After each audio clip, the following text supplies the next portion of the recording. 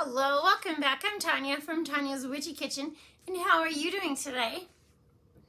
I'm super excited today, but before we get into that, I'm going to ask you a question.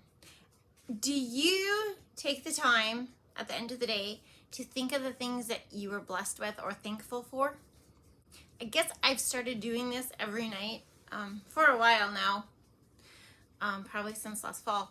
And so every night, I do the good girl things. I say my night prayers.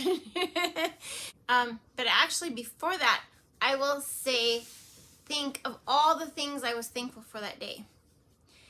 What happened today? But okay, I'm thankful for my prayers. I'm thankful for my work. I'm thankful for my Tonya's Witchy Kitchen work that I was able to get done today. Thank you. Or I'm thankful that, my kids had a great day. I'm thankful I got to see my grandchildren. I'm thankful that, we didn't have an incident working cows. Or I'm thankful for the eggs that we received today. I'm thankful for, a safe trip. Whatever happened that day, I say I'm thankful for. Now, it's easy to do. The hard part is saying I'm thankful for things that I'm not really thankful for.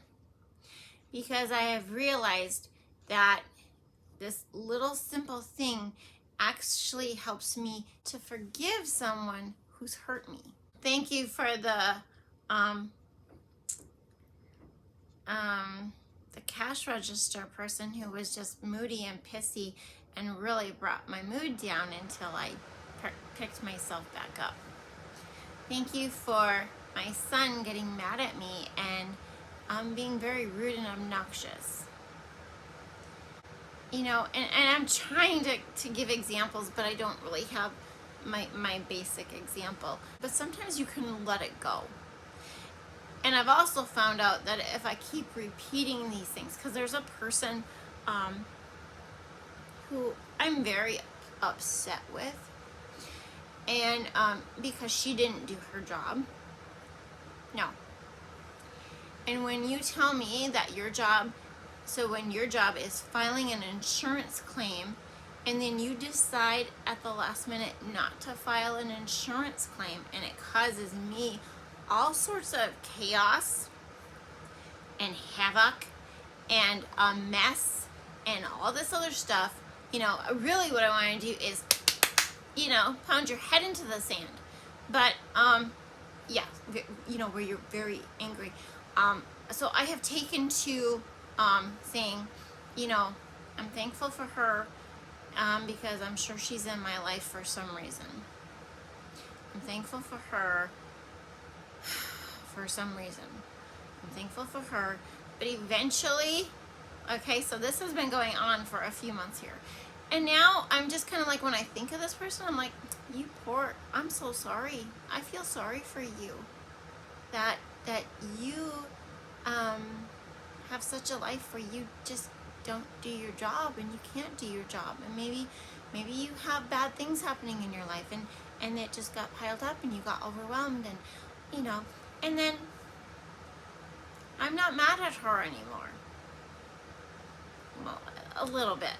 We're human and okay, but it's a thing. But it's been helping me a lot, and I just wanted to share that with you. But I am so ever-lovingly or overwhelmingly always trying to say thank you for the things that happened today to God. Okay, that's me. You can just say thank you if, whatever. And we're not going into that. Okay, today, woohoo, like my shirt? Yes, I do. So I'm actually going to show you two because one I lost the footage of. Of course I did. Except for the cutting of the soap. So I'm going to show you that first, and then we're going to get into the second one right away so you can see them both today. You get a twofer. Hey. So anyway, 3 things. Be kind, be forgiving, be you. And let's go check out the start of the Wildflower and Bees collection. So just a little shorty because I lost all my footage. That's what happens when you delete stuff you shouldn't. The HG Fresca is actually Hibiscus Guava Fresca. made this last year in my regular molds, and this year I made it in the tall skinny mold. Really like this. It's very simple. The bottom mica is mermaid blue, and then the middle does have titanium dioxide, and the top is then voodoo mica. And very just pour it. I do pour it at a slant, but it's so funny because by the time I run my hanger up and down vertically many times, the blue always tends to flatten out. If you want to say that. I don't know why, it just does. But yeah, it is done at a slant, and for some reason, maybe I need to slant it like a hellacious amount more so it looks like it's slanted, but it doesn't matter to me. It's super cute. It smells great. I don't have the fragrance notes right now. I'm sorry. They should be on the website. So just for a quickie, that's the HG Fresca. And now to the featured sugared berry and rhubarb. And leading into colors, that of course is Voodoo. I think I used that a lot this spring. That is Merlot Sparkle, just a nice darker berry color. And then the green I have right there is Apple Moss. I do like that color. And then we're going to add some titanium dioxide to the batch after we get it all mixed together and divided apart. So this was a drop swirl hit with a hanger at the end. Am I giving myself away too early? You can see the mess I have. I've been busy. But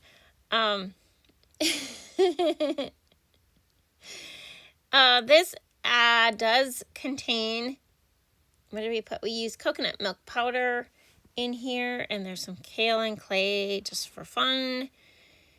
And this scent is Yes from Aztec Candle Company. So comparing it to Be Scented Berry Rhubarb in soap, I think the Be Scented pulls through the berry stronger than this one does. But I like this one. I really do. I've used it for a lot of things already. And it's just a beautiful spring scent. You'll see the description at the end. Okay? Because I'm getting ahead of myself, but it does. So I have to say Be Scented's Berry Rhubarb pulls through more berry.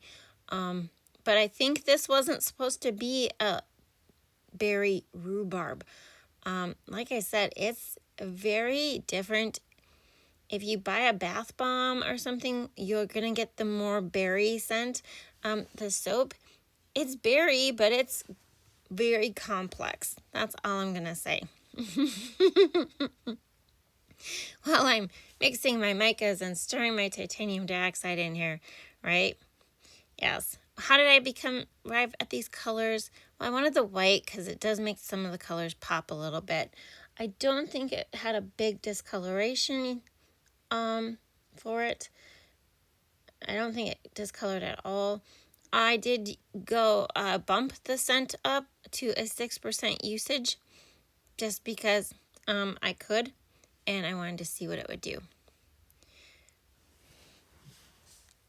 And my colors, well, rhubarb is multiple shades of red. It's usually green inside or red. I love the green tartness of it, and it's just, maybe the Merlot should have been, not the Merlot, maybe the Voodoo should have been maybe more of a red, but yet there's those pinky ones, the rhubarb that is very pinky. Funny little thing, did you know rhubarb was a laxative? It falls into that category. I've been eating raw rhubarb since I was a kid. Literally. Like, you have to be pretty hungry to eat a stalk of raw rhubarb because that is some sour pucker stuff. But I love it. I love it. I have some in my freezer. I have a lot of stuff in my freezer that I really should cook up.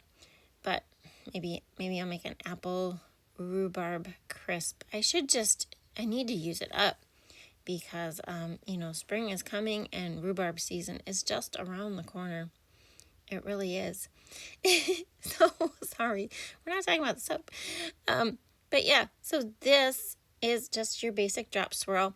I do like to make sure that, okay, it's not your basic drop swirl. It's a very thin pour drop swirl. I try and like my soap just a little bit on the thicker side. Not thick, but where it's not transparent. Does that make sense? When you put it on the spatula. And right about here, watch when I pour this, I started to freak because I was like, all that color is coming to the surface. And all I worried about was how muddy are these colors going to be? Because, if your soap is super, super thin and you're pouring it, it can muddy. The colors will they don't stick to their formation and mica and whatever they're doing. And you get this muddy color. I actually made a 70s soap and it was so thin to start that's what happened. My colors were just, the outside circle is not as pretty. The inside's still so pretty, but so when you do a drop swirl, just a solid, we're going to do a drop swirl. Make sure your colors are just a little bit on the thicker side where they stick to the spatula. Kind of like when you're cooking down choke cherry jelly, and you're watching to see where it sticks to the spoon and it sticks. It doesn't just slide off, it sticks. But I like the choke cherry blossoms, so we'll have blossoms soon, I hope.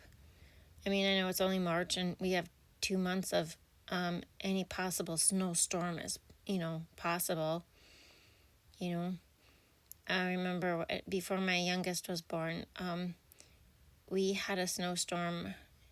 So it was the end of March and we got 2 feet of snow and ice storms on top of it. And so my kids were home for like a week.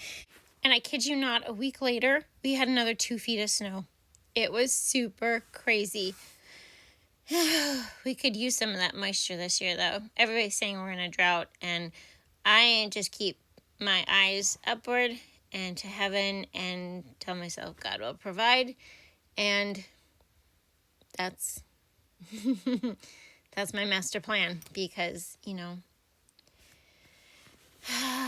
we need rain. But anyway, to my soap, sorry. Off on another tangent. So the top layers were put on very thin and very close to the surface so they would not break the plane. Didn't want them dropping and swirling like the other stuff did. And then I swirled this, forgetting that I had the soap above that is green. And quite a bit of green. I think what my original plan was to put the green just strictly on top and have that, and I forgot about it.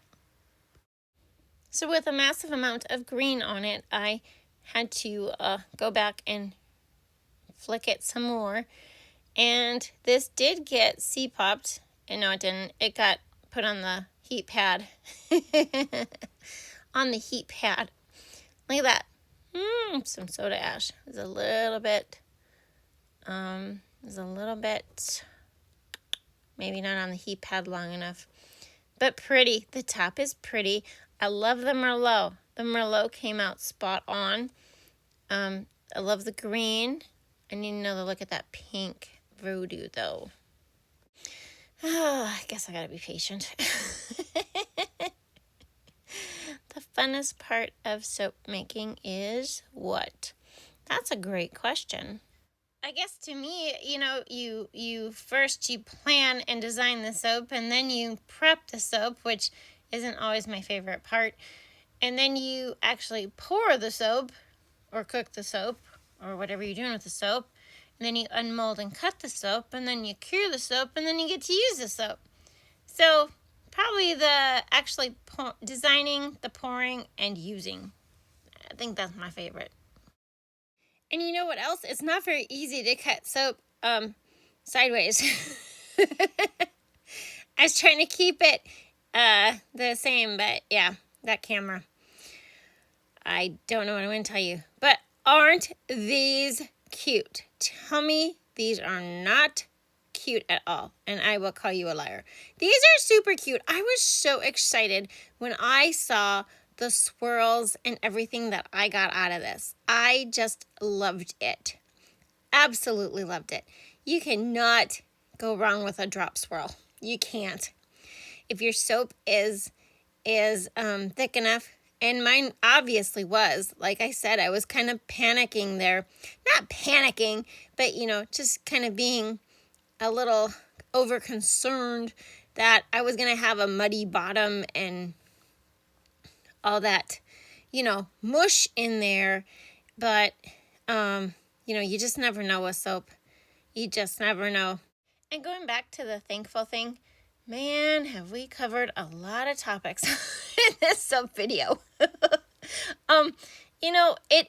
I think it's very important to teach children to be thankful for people in their lives and not things, because we can lose things. We can lose people too, but I just think it's so important to teach them, to be thankful for who God puts in our lives, even if it's a hard person to get along with. It makes you a better person when you learn to get along with them, even if you don't want to.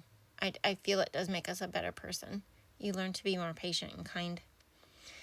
Anyway, here are the fragrance notes for these super cute, yummy bars. Very different scent description. Here they are when I just cut them, and here they are after they are cured. So really no discoloration. Here are the fragrance notes for the HG Fresca. And here were the bars after they were cured also.